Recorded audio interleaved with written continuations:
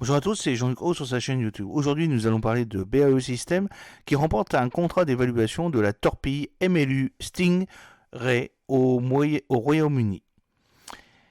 Alors, le nouvel investissement de la conception du mode 2 est conforme aux prévisions du programme MLU Stingray sur 10 ans, évalué par le ministère de la Défense britannique à un maximum de 1 milliard de livres sterling, c'est-à-dire 1,3 milliard de dollars jusqu'en 2032.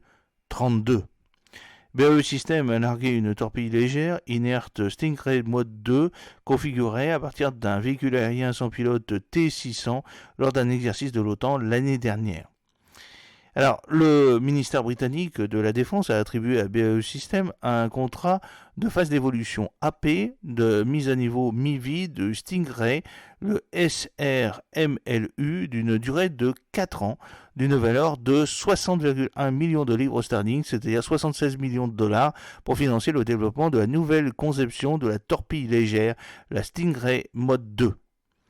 Dans un avis d'appel d'offres publié lundi, Londres a déclaré que le contrat avait été attribué le 28 juin et qu'il couvrait la phase d'évaluation pour la mise à niveau de la torpille légère actuellement au service du ministère britannique de la Défense. Outre que le calendrier du contrat, Londres n'a pas fourni de détails supplémentaires sur l'accord. BAE Systems a refusé de commenter l'accord auprès du ministère de la Défense britannique lorsqu'il a été interrogé à ce sujet. Alors, la torpille Stingray Mode 1 est actuellement au service dans la Royal Navy britannique, la Royal Air Force et les forces armées norvégiennes, principalement utilisée pour la lutte anti-sous-marine et lancée depuis des frégates, les hélicoptères et des avions de patrouille maritime. Elle est capable de vaincre les menaces de sous-marins rapides et de double coque en plongeant en profondeur, opérant dans des eaux littorales peu profondes, selon la documentation de la société BAE Systems.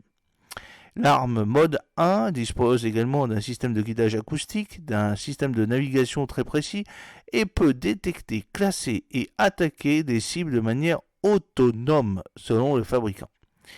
En septembre, BAE et Malloy Aeronautics, un fabricant de drones appartenant à BAE, ont largué avec succès une torpille inerte Stingray Mode 2 depuis un système aérien sans pilote T-600 lors d'un exercice de l'OTAN au Portugal. À l'époque, BAE avait noté que le développement de la torpille améliorée était basé sur une meilleure efficacité de l'arme une fois déployée et sur l'augmentation des moyens, par lesquels elle peut être déployée avec un accent central sur l'expansion des interfaces de plateforme pour le lancement, y compris les drones. Le nouvel investissement dans la conception du mode 2 est conforme aux prévisions du programme Stingray MLU sur 10 ans, évalué par le ministère de la Défense à un maximum de 1 milliard de livres sterling, c'est-à-dire 1,3 milliard de dollars, jusqu'en 2032. Comme d'autres acquisitions d'armes, le développement du mode 2 pourrait être affecté par le changement de gouvernement au Royaume-Uni, car les sondages d'opinion indiquent que le Parti travailliste prendra le pouvoir une fois les résultats des élections générales de jeudi comptabilisés.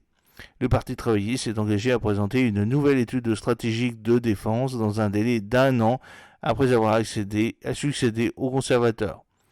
La Royal Navy a été contactée par un commentaire, mais n'a jamais répondu pour le moment à la mise de nos questions, à l'envoi de nos questions. J'espère que cette petite vidéo vous a plu. N'oubliez pas de cliquer sur le pouce pour la promouvoir, de vous abonner si ce n'est pas encore fait, de partager cette vidéo sur vos réseaux sociaux. A très bientôt, fidèlement, Jean-Luc Haut.